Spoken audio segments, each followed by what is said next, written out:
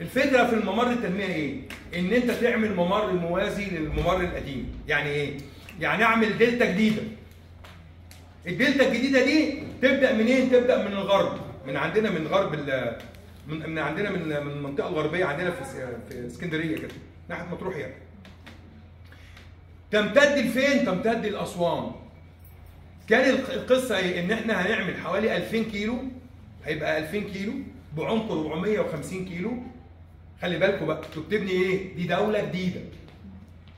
انا دايما لازم تفكروا يا جماعه وانتم بتفكروا، هو لما اعمل ده النتائج اللي بعديه ايه؟ ولا لما اعمل ده، لما انا ابني دوله جديده، لما انا اعمل ممر التنميه ده، ممر التنميه ده المقصود منه ايه؟ ان انا اساهم في ان انا اوفر الجانب الزراعي الاول. يعني ايه؟ الاحتياجات الزراعيه، لان انا بعمل ده وهينشا على جانبي الاماكن الزراعيه اللي هي الاراضي الزراعيه، عشان اغطي احتياجاتي من الجانب الايه؟ الاحتياجات دي. بس وانا بعمل ده خلي بالكم، ما هو انت وانت ماشي في الممر ده اللي انت، هو مش ممر طبعا، يعني هو اسمه ممر التنميه. لو انت بتعمل اللي هو ده على 450 كيلو، لو انت بتعمل ده يبقى معناه انها هتتم انشاء مجتمعات جديده ولا غلط؟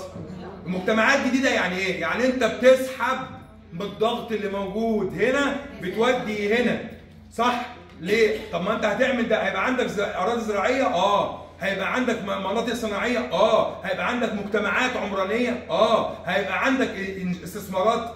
يبقى انت هنا عملت ايه؟ بس انت لازم ده تمهد له. الفكره هو كان عامل ده يمشي بالتوازي مع ده كده. الدوله المصريه حطت التاتش بتاعها. التاتش بتاعها ايه؟ انت بالظبط كده، ده القديمه، الدلتا القديمه، ودي الدلتا الجديده. صح؟ هو كان مش عامل حاجه في النص، فهم عملوا ايه؟ قال لك لا هنوصل كمان ده بده. فراح عامل الطرق، وهو بيعمل الطرق فقال لك لا احنا هنمشي ده مع ده، ويبقى طولي وعرضي. لان انت خلاص، ما انت هي المشكله دايما ايه؟ انا عشان اقنعك تروح اي حته لازم اوفر لك سبل الحياه. صح كده؟ اكلك وشربك ومدارس ومش عارف ايه والمستشفى فانا بوفر لك الكلام ده كله، نبدا ناس تتنقل للناحيه الثانيه. فبالتالي انت بتعمل الباز كان بيعتمد على ان احنا هناخد من مفيض تشكى، هناخد ميه نسقي المساحه دي من مفيض تشكى. طب الدوله المصريه برضه عملت ايه؟ قالت لك لا، طب ما احنا كده كده بنعالج وبنعمل تحصينات لينا عشان نواجه الازمه الماليه، ازمه المياه، ازمه المياه. طب نعمل ايه؟ مصر عملت، احنا قلنا 3 حاجات، عملت محطات تحليه البحر، وعملت ريسايكل، اعاده ايه؟ اعاده تدوير الصرف الصحي، واعاده تدوير ايه؟ صرف الزراعي. صح كده؟ الثلاث حاجات دولت احنا شغالين بيهم.